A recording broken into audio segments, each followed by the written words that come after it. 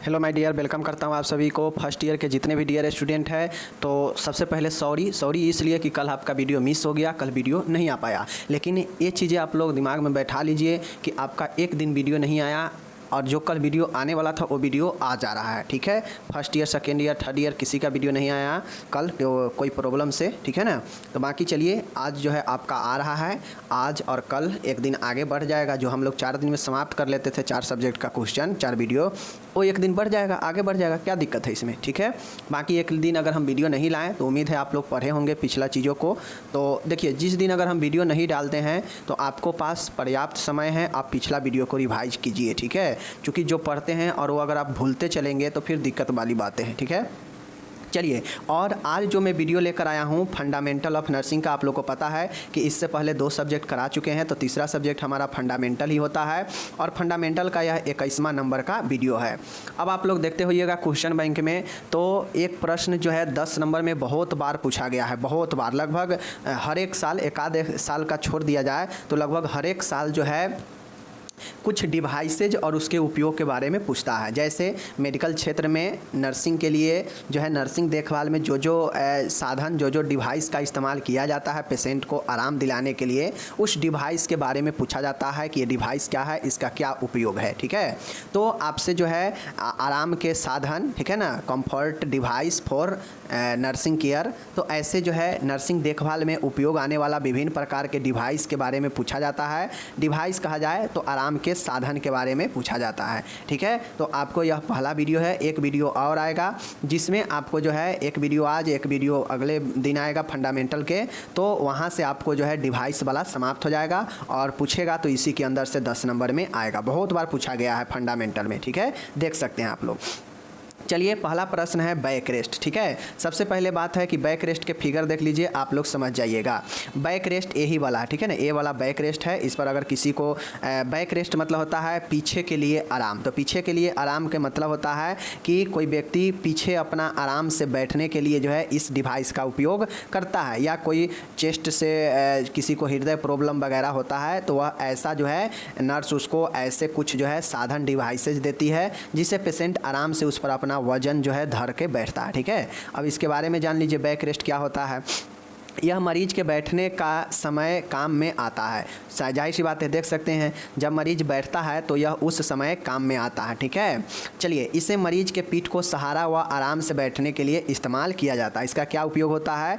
तो back rest है तो ये बैक को रेस्ट देता है, सहारा देता है पीठ को। ठीक है ना, तो वही कहता है पीठ को सहारा व आराम से बैठने के लिए इसका इस्तेमाल किया जाता है। किसका? बैक रेस्ट का। ठीक है, इसका उपयोग मरीज को फाउलर पोजिशन, कार्डियक स्थिति प्रदान करने के लिए किया जाता है। अब इसका इस्तेमाल फाउलर पोजीशन और कार्डियक पोजीशन प्रदान करने के लिए दिया जाता है। इससे हम लोग बेड पर भी लगा के पेशेंट को बैक रेस्ट देते हैं। ठीक है, तो यही हमारा बैक रेस्ट हो गया। ओके, अब आता है ब्रेड कैडल। ब्रेड कैडल के बारे में भी आप फिगर देख लीजिए, यही होता है ब्रेड कैडल। अब ब्रेड कैडल होता है कि मान गए किसी पेशेंट को पैर टूट गया है और उसका प्लास्टर हुआ है। ठीक है, किसी पेशेंट का मान गए बॉडी में जो है कहीं या पैर में कहीं जल गया है, तो चूँकि प्लास्टर वाले पेशेंट को या जले हुए पेशेंट को अगर आप डायरेक्टली जो है कपड़ा ऊपर से ढकेंगे तो पेशेंट को इरिटेट लगेगा, दिक्कत होगा। ठीक है ना, और साथ में जो अभी अभी जिसका अगर मान गए प्लास्टर हुआ है, अगर उस पर कपड़ा रख दीजिएगा तो उसका प्लास्टर वाला कपड़े में लग जाएगा। तो इन सभी चीज़ों से बचने के लिए एक ब्रेड कैडल होता है, ऐसे बना हुआ। ठीक है ना, ऐसे बना हुआ एक ब्रेड कैडल होता है जिसके ऊपर कपड़ा को जो है रख दिया जाता है और पेशेंट जो है इसके अंदर जो है आराम करता है। और ऊपर से कपड़ा रखने से होता यह है कि कपड़ा डायरेक्टली पेशेंट को बॉडी में टच नहीं होता है और पेशेंट इसके अंदर आराम से रहता है। ठीक है, यहाँ पे देख सकते हैं इसके अंदर पैर रखा है ना, और ऊपर से देख सकते हैं कपड़ा रखा गया है इसी ब्रेड कैडल पर। ठीक है, तो यही जो है ब्रेड कैडल होता है, समझ रहे हैं ना। तो यही ब्रेड कैडल, इस पर अगर कपड़ा रख देगा और इसके बीच में अगर कोई व्यक्ति लेट जाएगा तो कपड़ा जो है क्या होगा, ये ब्रेड कैडल पर रहेगा, व्यक्ति के डायरेक्ट शरीर से नहीं टच होगा। तो इसीलिए इसका इस्तेमाल किया जाता है। देख लीजिए ब्रेड कैडल होता क्या है। बेड क्रैडल, ठीक है, बेड क्रैडल होता है। इसे मरीज को ओढ़ने वाले कपड़ों जैसे कंबल हो या चादर हो, ठीक है ना, के भार से बचाने के लिए तथा मरीज द्वारा ओढ़े गए कपड़े को मरीज के शरीर के संपर्क में आने से रोकने के लिए इस्तेमाल किया जाता है। अब होता यह है कि मान गए किसी पेशेंट को घाव है या जला हुआ है बॉडी में, या मान गए कोई और प्रॉब्लम है जिससे व्यक्ति के ऊपर डायरेक्ट कपड़ा रखने पर, चाहे वो कपड़ा कंबल हो या चादर हो, अगर ये डायरेक्ट रख रहा है तो पेशेंट को इससे भार जो है महसूस हो रहा है या पेशेंट को इरिटेट लग रहा है, ठीक है। तो इन सभी से बचने के लिए, भार से बचने के लिए, मरीज को ओढ़े गए कपड़ों को संपर्क में आने से रोकने के लिए बेड क्रैडल का इस्तेमाल किया जाता है। मान के कोई पेशेंट जला हुआ है और जले हुए पेशेंट पर अगर आप डायरेक्ट कपड़ा रख देंगे तो उसके शरीर में टच करेगा जले हुए भाग पर और पेशेंट को दर्द होगा, पेशेंट को इरिटेट लगेगा। तो इसलिए बेड क्रैडल ऊपर आगे पेशेंट लेट गया, ऊपर से बेड क्रैडल रख देते हैं और बेड क्रैडल रखने के बाद ऊपर से कपड़े से ढक देते हैं, तो वह कपड़ा जो है बेड क्रैडल पर होता है, ना कि पेशेंट के शरीर पर होता है। और पेशेंट ढक भी गया होता है और उस पर कपड़ा भी टच नहीं करता है या फिर भार से भी बच जाता है कपड़ा के। यानी कंबल और चादर में भार होता है ना, क्योंकि यह मोटा होता है, तो अगर भार से बचाना होगा तो बेड क्रैडल का उपयोग करेंगे। शरीर के संपर्क से भी बचाना होगा तो इसका बेड क्रैडल का उपयोग करते हैं, ठीक है। जैसे जले हुए मरीज के मामले में प्लास्टर कास्ट सुखाने के लिए, जिसका प्लास्टर हुआ रहता है उसको सुखाने के लिए भी इसका उपयोग करते हैं, उष्मा प्रदान करने के लिए भी इसका उपयोग करते हैं, ठीक है। तो यही हमारा बेड क्रैडल हो गया, ठीक है, समझ गए माय डियर। अब तीसरा है एयर क्यूशन। एयर क्यूशन का मतलब होता है हवाई गद्दा, ऐसा गद्दा जिसमें हवा भरा हो। देख सकते हैं यह गद्दा है, इसमें एयर भरा हुआ है, ठीक है। चलिए आपको बताते हैं इसके बारे में एयर क्यूशन क्या होता है। इन्हें मरीज के शरीर की त्वचा के सीधे संपर्क में नहीं लाना चाहिए, इस पर कोई खोल या कवर अवश्य चढ़ाकर रखना चाहिए। इसमें हवा भरकर फुलाया जाता है। इसका उपयोग शरीर के किसी भार पर से दबाव को हटाने तथा शरीर के भार को हटाने के लिए किया जाता है। देखिए होता यह है कि एयर क्यूशन का मतलब है कि एक ऐसा गद्दा जिसमें हवा भर के इस्तेमाल किया जाता है। अब मान गए कोई ऐसा खोल है, ठीक है, कोई ऐसा जैसे गुब्बारा, मानिए गुब्बारा में हम हवा भर देते हैं तो फूल जाता है, ठीक है। तो उसी प्रकार से मानिए आप लोग देखे होइएगा कि कोई तकिया ऐसा होता है जिसमें हवा भर देने से वह तकिया जो है पिलो बन जाता है, मतलब तकिया बन जाता है, और जब हवा खुल जाता है तो वह पूरा कपड़ा सिकुट जाता है। तो एक हवा भरने वाला भी तकिया रहता है। तो सेम उसी प्रकार से यह गद्दा होता है जिसमें हवा भर देने के बाद, फूलने के बाद इसमें खोल चढ़ा दिया जाता है। बिना खोल के इसका इस्तेमाल जो है नहीं किया जाता है, संपर्क में नहीं त्वचा को रखा जाता है। बिना खोल का या बिना कवर का उस पर जो है त्वचा के संपर्क में इसे नहीं लाया जाता है, ठीक है। इसमें हवा भरकर फुलाया जाता है। इसका उपयोग जो है वैसे जगह पर करते हैं जहां से शरीर के भार को कम करना हो या शरीर का भार जो है हटाना हो, तो जो है इस एयर क्यूशन का उपयोग करते हैं। आप लोग देखते होइएगा कि जब व्यक्ति को कहीं बहुत ज़्यादा थकान महसूस होता है तो व्यक्ति जो है क्या करता है कि किसी गद्देदार जो है चीज़ों पर जो है लेटना पसंद करता है, जिससे उसका शरीर का भार कम होता है। तो इसीलिए यहाँ भी जो है एयर क्यूशन का उपयोग दबाव को कम करने के लिए, शरीर के दबाव या शरीर के किसी जगह से दबाव कम करने के लिए इस्तेमाल किया जाता है, ठीक है। चौथा है सैंड बैग। अब सैंड बैग भी बहुत महत्वपूर्ण है। देख लीजिए ऐसा बैग होता है, इस बैग में जो है क्या किया जाता है, बालू यानी रेत को भरा जाता है और इसे इस प्रकार से बनाया जाता है, ठीक है। तो इसीलिए इसे सैंड बैग कहा जाता है, रेत की थैली, ठीक है। देख लीजिए इसका उपयोग मरीज के शरीर के किसी भाग को स्थिर करने या गतिहीन करने के लिए किया जाता है, जैसे फ्रैक्चर में, फुट ड्रॉप में व रिस्ट ड्रॉप को रोकने के लिए। अब मैं यहाँ पे बता देता हूँ। जैसे मानिए यह जो है थैला है, ठीक है, इसमें अभी बालू भरा है तो टाइट हो गया है। आप देख सकते हैं कि मान गए एक थैला है, समझ गए, उस थैला में मान गए हमें पैर रख देंगे और उसमें मिट्टी भर देंगे तो क्या हो जाएगा, मेरा पैर जितना अगर थैला का कैपेसिटी है उतना अगर हम मिट्टी से भर देंगे और उसमें अपना पैर रखे हुए हैं तो क्या होगा कि मेरा पैर जो है थैला के अंदर मिट्टी से ढक जाएगा। अब वह क्या होगा कि वह थैला के अंदर मेरा पैर चूँकि चारों तरफ से बालू या मिट्टी से ढका हुआ है तो वह वजनदार हो जाएगा और हम चाह के भी जो है हम अपने पैर को इधर से उधर नहीं हिला सकते हैं। तो इसका इस्तेमाल वहाँ किया जाता है, जैसे फ्रैक्चर में हो या हल्का फल्का जो स्प्रेन हो जाता है, मोच आ जाता है, उसमें किया जाता है इसका उपयोग। इसलिए किया जाता है ताकि अगर आप खाली रखते हैं, देखते होइएगा हाथ पैर या सीधे खाली रखते हैं तो वह जो है इधर से उधर गति करते रहता है। लेकिन अगर बालू भर के किसी बैग में और उसमें हम अपना हाथ हो या पैर हो रख देंगे तो वह गतिहीन हो जाएगा, इधर से उधर नहीं हिलेगा। क्यों नहीं हिलेगा? क्योंकि इसमें वजन से हमारा पैर या हाथ दबा हुआ है मिट्टी या बालू से इस थैले के अंदर, इसलिए वह गतिहीन हो जाता है। ठीक है, अब इसीलिए इसका उपयोग किया जाता है कि शरीर के किसी भाग में स्थिर करने के लिए, मतलब कांस्टेंट करने के लिए या गतिहीन करने के लिए इसका उपयोग किया जाता है। जैसे फ्रैक्चर में, फुट ड्रॉप में, रिस्ट ड्रॉप में इसको रोकने के लिए इसका इस्तेमाल किया जाता है। ओके, चलिए ये हो गया। माय डियर, पाँचवा है कार्डियक टेबल। कार्डियक टेबल का मीनिंग क्या होता है? तो जाहिर सी बातें हैं, यहाँ पे कार्डियक टेबल आप लोग देख रहे हैं, ऐसे अस्पताल में रहता है। ठीक है ना, ऐसे अस्पताल में देखते हुइएगा रहता है। तो यह नॉर्मली क्या होता है, इस प्रकार के जो भी टेबल होता है वह कार्डियक टेबल होता है, उसको हम लोग कार्डियक टेबल बोलते हैं। ठीक है, अब कहीं कहीं आप लोग नॉर्मल टेबल भी देखते होइएगा, जो छोटा वाला पढ़ाई वाला टेबल होता है उसको भी देखते होइएगा कि बेड पर रखा जाता है। क्यों रखा जाता है? तो वह कार्डियक टेबल के रूप में काम करता है। कैसे? कोई व्यक्ति अगर हृदय ग्रस्त है, मतलब कोई हार्ट का रोगी है, तो उसके लिए यह टेबल का उपयोग किया जाता है। ठीक है, इस टेबल को, मतलब एक कार्डियक टेबल को, यह टेबल मरीज के बिस्तर के ऊपर जो है मरीज के सामने रखा जाता है। ठीक है, इस पर रोगी अपना सिर व हाथ रखकर आराम से बैठता है। देखिए, कार्डियक टेबल नाम से ही स्पष्ट है कि हृदय जो है टेबल होता है, कार्डियक टेबल। अब इसका इस्तेमाल वैसे जगहों पर किया जाता है जहां पर हृदय ग्रस्त मरीज, मतलब हार्ट के मरीज है, उसके लिए, उसके आराम दिलाने के लिए इसका जो है काम में आता है।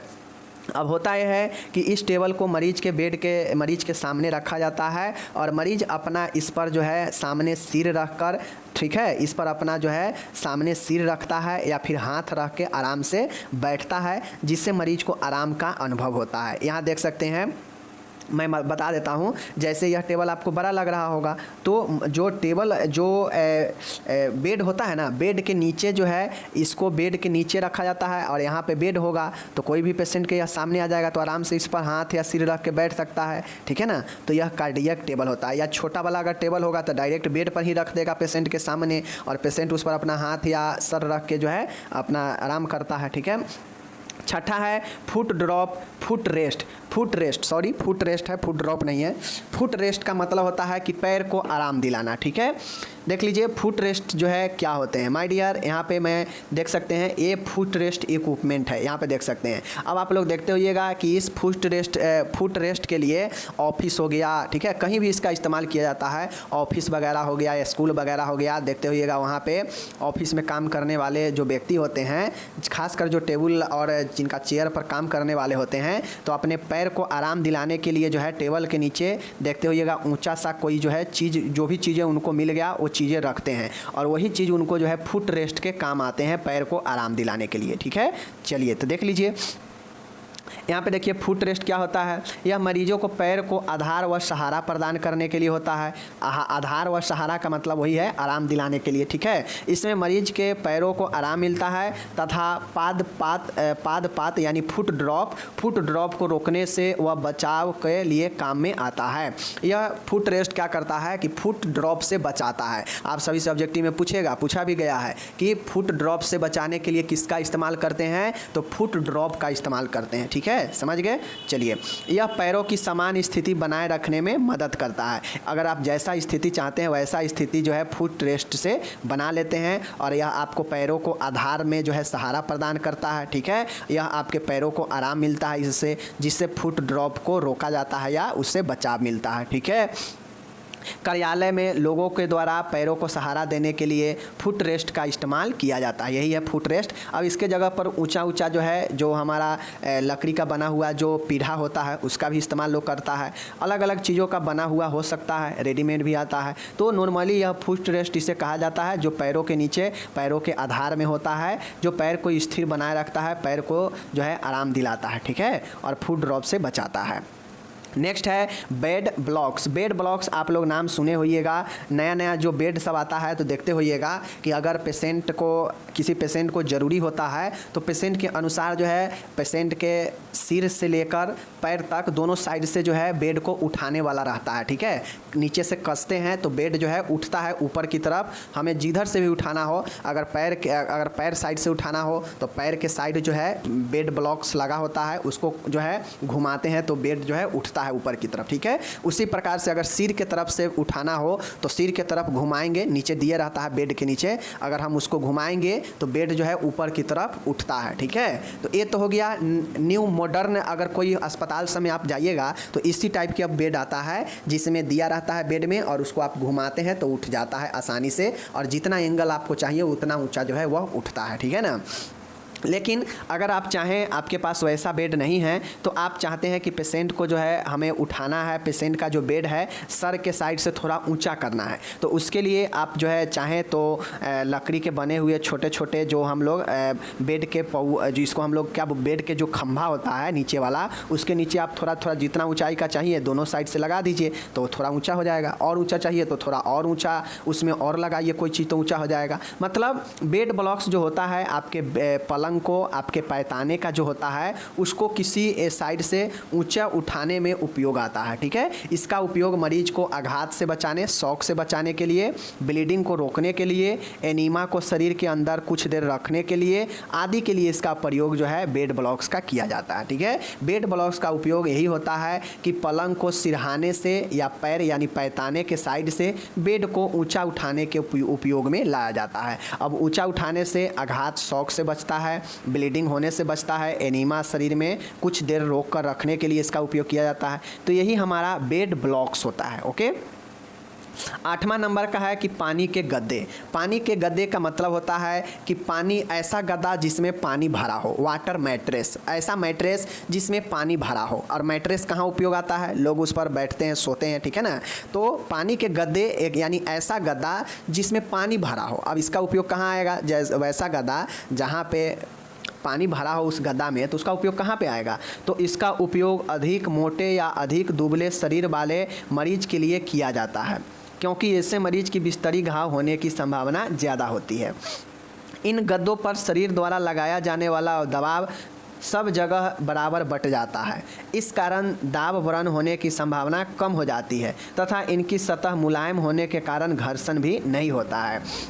वाटर मैट्रेस के मतलब होता है पानी के गद्दे, पानी से बने हुए गद्दे। अब इसका इस्तेमाल हम लोग कहाँ करते हैं, तो समझिए जैसे हम बेड पर मैट्रेस बिठाते हैं ना, मैट्रेस मीन्स चटाई, तो रेडीमेड भी मैट्रेस आता है।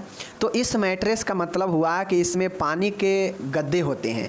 अब कोई भी लिक्विड आप किसी चीज़ में भर दीजिएगा और भरने के बाद आप देखिएगा उसको दबाकर, तो वह लिक्विड एक जगह नहीं रहता, एक साइड दबाइएगा तो वह लिक्विड दूसरे साइड चला जाएगा, ठीक है ना। अगर वह दूसरे साइड दबाइएगा तो वह लिक्विड दूसरे साइड चला जाता है, ऐसे होता है ना। तो इसी प्रकार से पानी भर के इसीलिए गद्दा बनाया जाता है ताकि अगर कोई पेशेंट हो बिस्तरी घाव वाला या बिस्तरी घाव से अगर बचाना हो किसी पेशेंट को तो उसको एयर मैट्रेस देते हैं। अब ऐसा होता है, सॉरी वाटर मैट्रेस देते हैं। अब वाटर मैट्रेस पर पेशेंट को जब हम लिटाते हैं तो होता यह है कि उसमें तो पानी भरा है, लिक्विड भरा है। अब जब पेशेंट उस पर प्रेशर पेशेंट का पड़ता है उस मैट्रेस पर, तो वह पानी चारों साइड में एक समान दबाव जो है बनाता है। अब नॉर्मल बेड पर सोइएगा, अगर एक करवट लेट कर सोइएगा तो जहाँ जहाँ प्रेशर पॉइंट है वहाँ वहाँ दबाव पड़ेगा और वहाँ वहाँ बिस्तरी घाव हो जाएगा, ठीक है ना। लेकिन वाटर मैट्रेस उससे होता यह है कि जहाँ जहाँ प्रेशर पॉइंट है वहाँ वहाँ एक समान हो या पूरे बॉडी पर एक समान जो है आपके प्रेशर लगता है, जिससे जो घाव होने की संभावना है कम हो जाती है, ठीक है।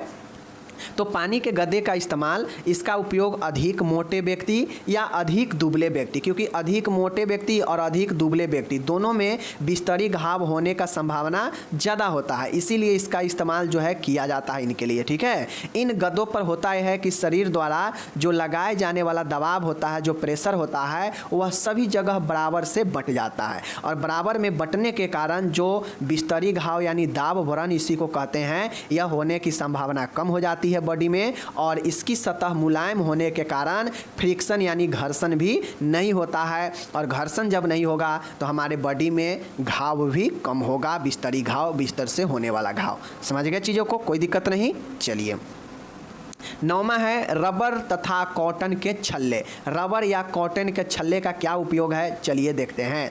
माय डियर, यह रबर के बने छल्ले होते हैं, देख सकते हैं। इसका इस्तेमाल मरीज की कोहनियों या एड़ियों के नीचे लगाकर उन भागों को दबाव कम करने के लिए किया जाता है। मान गए अगर किसी पेशेंट का केहनी में बहुत ज़्यादा दर्द है, किसी पेशेंट का जो है मान गए हिल जो है एड़ी जो है उसमें बहुत ज़्यादा दर्द है, तो उस पर दबाव पड़ते ही पेशेंट को बहुत तकलीफ होता है, दर्द हो रहा है, तो यह एक रबर से बना हुआ रिंग यानी छल्ला होता है। अगर कोई पेशेंट को मान गए हिल में अगर प्रॉब्लम हो रहा है तो अपने हिल के नीचे जो है इस रिंग को जो है इस्तेमाल करेगा, और अगर उससे केहनी में दिक्कत है हाथ के तो इस रिंग के नीचे अपने केहनी को रखेगा तो उसको प्रेशर कम लगेगा केहनी में, और उसको अगर एड़ी में लगाएगा तो एड़ी में प्रेशर कम लगेगा, जिससे जो है उसको आराम मिलेगा दर्द से और परेशानियां भी कम होगा। तो ये इस्तेमाल कहाँ किया जाता है, रिंग और छल्ला का, समझ गए। चलिए माय डियर, 10वां है जग विधि या नेल्सल इन्हेलर। जग मेथड या नेल्सल इन्हेलर। नेल्सल इन्हेलर क्या होता है या जग मेथड क्या होता है, देख लीजिए। रोगी को दवा देने हेतु अंतः श्वसन करवाने के लिए नेल्सल इन्हेलर का उपयोग किया जाता है। जग विधि या नेल्सल इन्हेलर, जग मेथड या नेल्सल इन्हेलर। इन्हेलर का मतलब क्या होता है कि इनहेलर मतलब अंदर की तरफ लेना, अंतः श्वसन करना। अब इसमें होता यह है कि इसमें एक जग टाइप का बना हुआ जो है सामान होता है, जिसमें पेशेंट को अगर श्वास लेने में दिक्कत होता है तो यह जग विधि वाला इन्हेलर का इस्तेमाल जो है करता है, जिससे पेशेंट को जो है क्या होता है आराम मिलता है श्वसन में। और रोगी को दवा देने हेतु कोई, जैसे आप लोग देखते होइएगा कि पेशेंट जो है जब किसी को बहुत ज़्यादा खांसी होता है, बहुत ज़्यादा दम फूलने लगता है, तो देखते होइएगा कि गर्म पानी करके उसका जो है श्वास लेता है, ठीक है ना, सूंघता है, अपने अंदर जो है श्वास में खींचता है भाप को, तो वह एक प्रकार के क्या है इन्हेलर है। अब उसी चीज़ को दवाई रख के उसमें अगर जग के द्वारा इस्तेमाल करेगा तो वह हमारा जग विधि या नेल्सल इन्हेलर हो जाता है, ठीक है। चलिए ये समझ गए। 11 नंबर है my dear artery forceps. Artery forceps का मतलब क्या होता है, तो यह रोगी की ड्रेसिंग करने में, वह मुंह की सफाई में उपयोग में लाया जाता है। आर्टरी फोर्सेप्स जो होता है एक प्रकार, देखिए फोर्सेप्स का मतलब जो है कैंची के आकार का होता है, ठीक है ना। फोर्सेप्स जो होते हैं वह कैंची के आकार के होते हैं, ठीक है। क्या होते हैं, फोर्सेप्स कैंची के आकार का होता है जो कि सर्जिकल में यूज किया जाता है। अब आप लोग को देखते होइएगा कि बहुत सारे कैंची ऐसे होते हैं जो मुड़ा हुआ होगा, बहुत बड़ा सीधा होता है, बहुत छोटा होता है कैंची, अलग अलग जो है सर्जिकल में आप लोग कैंची देखते होइएगा। तो नॉर्मली वही सब जो है आपके अलग अलग फोर्सेप्स होते हैं, ठीक है। एक होते हैं कैंची, ठीक है। कैंची देखने में कैंची के शेप का ही रहता है फोर्सेप्स, ठीक है, लेकिन कैंची अलग हो जाता है, फोर्सेप्स अलग हो जाता है। कैंची होगा उसमें धार होता है, ठीक है। फोर्सेप्स में जो है धार एकदम ब्लेड के जैसे या कैंची के जैसे नहीं होता है, तो ये चीज़ें समझिएगा। बाकी बनावट जो है कैंची के तरह ही इसका होता है, ठीक है ना। तो आर्टरी फोर्सेप्स जो होता है वह ड्रेसिंग करने में, वह मुँह की सफाई में उपयोग में लाया जाता है, ओके। 12 नंबर देखिएगा मास्क। मास्क का क्या उपयोग है, तो मास्क का उपयोग होता है संक्रामक रोग से बचाने के लिए, जैसे कोविड-19 हो गया, सार्स हो गया, इबोला हो गया, टीबी हो गया, ठीक है, इन्फ्लुएंजा हो गया, मतलब जितने भी संक्रामक रोग है उससे बचने के लिए मास्क का इस्तेमाल किया जाता है। या मास्क का इस्तेमाल गंदे वायु प्रदूषणों से बचने के लिए भी किया जाता है। तो मास्क का जितने भी उपयोग है आप लोग लिखिएगा। मास्क के द्वारा जो है ऑक्सीजन भी लिया जाता है, ऑक्सीजन मास्क जो होता है लगाया जाता है व्यक्ति को। तो मास्क जो है यही मास्क का क्या उपयोग है लिखना है, ठीक है। 13 है हाइड्रोजन पेरोक्साइड। अब हाइड्रोजन पेरोक्साइड का क्या काम होता है, तो आप लोग को पता होना चाहिए कि जब किसी पेशेंट का हाथ पैर कट जाता है या घाव हो जाता है तो उसको हाइड्रोजन पेरोक्साइड से साफ किया जाता है। यह एक एंटी माइक्रोबियल एजेंट होता है जो सूक्ष्म जीवों के विरुद्ध में काम करता है, और यह घावों को, कटे फटे चीज़ों को सफाई करने के लिए काम में लाया जाता है। आप लोग जहाँ पे ड्रेसिंग होता है वहाँ पे हाइड्रोजन पेरोक्साइड होता ही है, मिल ही जाएगा, ठीक है। यह घावों को धोने के लिए, साफ करने के लिए काम में आता है, ओके। 14 नंबर का है पीलो, तकिया। तकिया का क्या काम होता है माय डियर, तो तकिया का काम होता है रोगी के आराम व अंगों को सहारा प्रदान करने। अब नॉर्मली आप लोग देखते होइएगा कि तकिया लोग क्या करता है कि अपने सिर में लगा के सोता है, नॉर्मली सब लोग जानते हैं। लेकिन तकिया देखते होइएगा कितना आदमी तकिया पर हाथ रख के भी सोता है, कितना देखिए तकिया पर जो है एक दो तकिया को जो है ऊपर नीचे कर लेगा और उस पर अपना पैर रख के भी सोता है। तो तकिया के बहुत सारे अलग अलग जो है रूप में अपना लोग उपयोग करता है। वो सब का एक ही काम मकसद होता है है, जहाँ भी उपयोग करें उसका मकसद एक ही होता है, आराम दिलाना, अंगों को सहारा प्रदान करना, ठीक है ना। तो इसलिए एलिवेटेड करने के लिए भी तकिया का लोग उपयोग करते हैं। एलिवेट का मतलब होता है कि अगर किसी पैर में दिक्कत है तो वह जो है 1-2 तकिया ऊपर नीचे रख लेता है, उस पर अपना पैर रखता है, तो उसे एलिवेट करते हैं, ठीक है। तो तकिया का क्या काम हो गया, तकिया से अच्छी नींद भी आती है, अगर अच्छा तकिया होगा तो अच्छा नींद भी आएगा, ठीक है ना। तो इस प्रकार से तकिया का यही काम है। और 15 नंबर और आज की वीडियो का लास्ट है नी रेस्ट। नी रेस्ट का क्या मतलब होता है, तो नी रेस्ट देख लीजिए, यहाँ पे एक खांचा ए है, एक खांचा ए है, ठीक है। अब इस पर देख सकते हैं, इस प्रकार से आदमी जो है अपने नी मतलब घुटना के नीचे इसे लगाया हुआ है और देखिए कितना आराम से जो है लेटा हुआ है। तो अगर किसी को घुटना में प्रॉब्लम हो तो वह नी रेस्ट के लिए जो है इसका इस्तेमाल नी रेस्ट का करते हैं। इसे नी ब्रेस भी कहते हैं, जिसे घुटनों की चोट का बचाव किया जाता है। इससे जो है अगर घुटना में दर्द है, घुटना में चोट लग गया है, सूजन है, तो उसके लिए जो है क्या किया जाता है, इस नी रेस्ट का उपयोग किया। नाम से स्पष्ट है, नी रेस्ट यानी घुटनों को आराम दिलाने के लिए, ठीक है। तो ये आपका हो गया नी रेस्ट, इसे नी ब्रेस भी कहते हैं। तो हमारा आज के वीडियो में मैंने 15 ऐसे आराम के डिवाइसेज, कंफर्ट डिवाइसेज बताया, आराम के साधन बताया, जो मेडिकल क्षेत्र में नर्स के द्वारा उपयोग किया जाता है मरीजों को आराम दिलाने के लिए, ठीक है।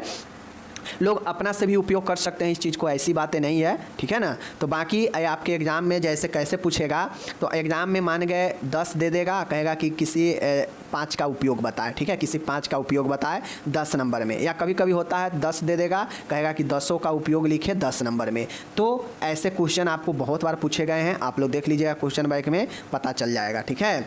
बाकी चलिए हम मिलेंगे अगले वीडियो में, और आप लोग इसको एक बार अच्छे से पढ़ लीजिएगा, ठीक है ना। सब मैंने पढ़ा दिया, रबर कॉटन रिंग्स क्या होता है, वाटर मैट्रेस क्या होता है, बेड ब्लॉक्स क्या होते हैं, ठीक है, फुट रेस्ट क्या होते हैं, ठीक है ना, कार्डियक टेबल क्या होते हैं, सैंड बैग्स क्या होते हैं, ठीक है ना, एयर क्यूशन क्या होते हैं, हवाई गद्दे, एंड बेड क्रैडल क्या होता है, एंड बैक रेस्ट क्या होता है, सब चीज़ बता दिए। अब इसके बाद एक वीडियो और आएगा, इस जो साधन है आराम के लिए, इस पर एक वीडियो और आएगा, और सारे डिवाइसेस के बारे में बता देंगे जो नर्सिंग क्षेत्र में इस्तेमाल किए जाते हैं। तो उस हिसाब से 2 प्रश्न अगर पढ़ लेंगे तो आपको एग्ज़ाम में अगर प्रश्न आएगा तो 10 नंबर सीधा, यह बहुत आसान होता है। 10 दे देगा, कहेगा कोई 5 बताए, ठीक है, या 6 दे देगा, कहेगा कोई 5 लिखे, या कभी कभी 10 दे देगा, कहेगा 10 के बारे में बताए, 10 नंबर में पूछता है। ओके, चलिए मिलेंगे हम अगले वीडियो में। इंग्लिश वाले के लिए नीचे इंग्लिश दिया गया है, ऐसा नहीं करिएगा कि इंग्लिश मैंने नहीं दिया है, सबका इंग्लिश यहाँ पर दिया गया है नीचे, आप डायरेक्टली एक लाइन में दे दिए हैं ताकि आपको कोई दिक्कत ना हो पढ़ने में, ठीक है। तो इंग्लिश एक जगह, हिंदी एक जगह दे देते हैं, आप पढ़िए, आराम कीजिए, मौज कीजिए। और मैं इतना ज़रूर कहूँगा कि पीछे के चीज़ों को हल्का हल्का रिवाइज करते चलिए, वरना ऐसा ना हो कि आप आगे पढ़ते चले और पीछे भूलते चले, ठीक है। तो ऐसा नहीं करना है, थोड़ा समय पीछे वाले जितना पढ़ चुके हैं उस पर भी देना है, और थोड़ा समय डेली बाय डेली करेंट चल रहा है उस पर भी देना है। ओके, मिलेंगे अगले वीडियो में। आप सभी फर्स्ट ईयर को धन्यवाद।